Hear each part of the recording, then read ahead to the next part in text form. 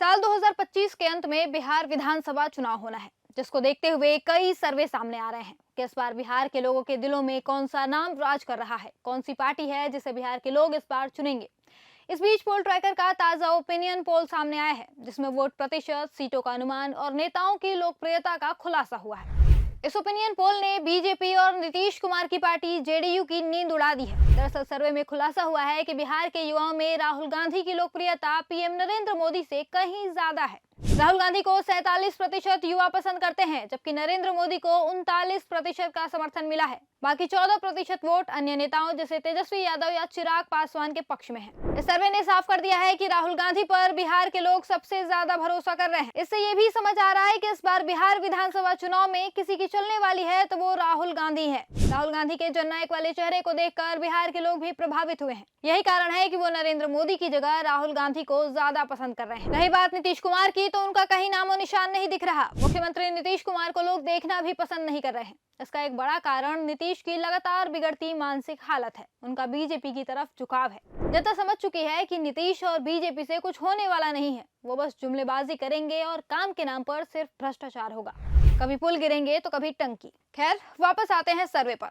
पोल tracker के opinion poll में ये भी सामने आया है कि इस बार बिहार विधानसभा चुनाव में इंडिया गठबंधन को ज्यादा वोट मिलने वाले हैं। सर्वे में इंडिया गठबंधन यानी आरजेडी, कांग्रेस और अन्य सहयोगियों को 44.2% वोट मिलने का अनुमान है। तो वहीं एनडीए को, जिसमें बीजेपी, जेडीयू, चिराग पासवान की एलजेपी और उपेंद्र कुशवाहा की पार्टी शामिल है, उन्हें 42.8% वोट मिलने की संभावना जताई गई है।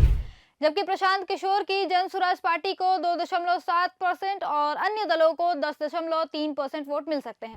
जान लीजिए कि बिहार विधानसभा की कुल 243 सीटों में बहुमत के लिए 122 सीटें चाहिए और पोल ट्रैकर के ताजा ओपिनियन पोल के मुताबिक इंडिया गठबंधन को 126 सीटें मिल सकती हैं, जो बहुमत के आंकड़े से ज्यादा है।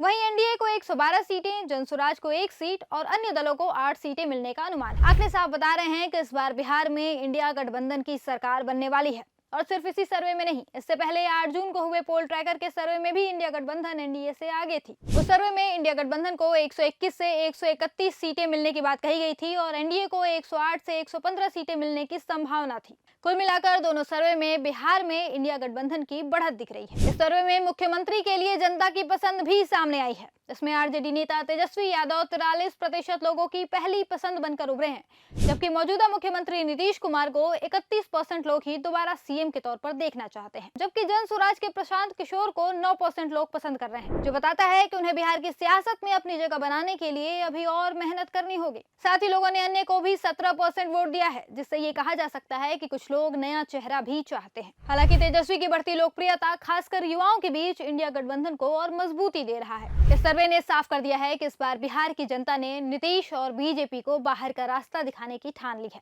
इस बार बिहार पर एनडीए का जुमला नहीं, इंडिया का भरोसा काम करेगा। बिहार इस बार अपनी प्रगति को चुनेगा।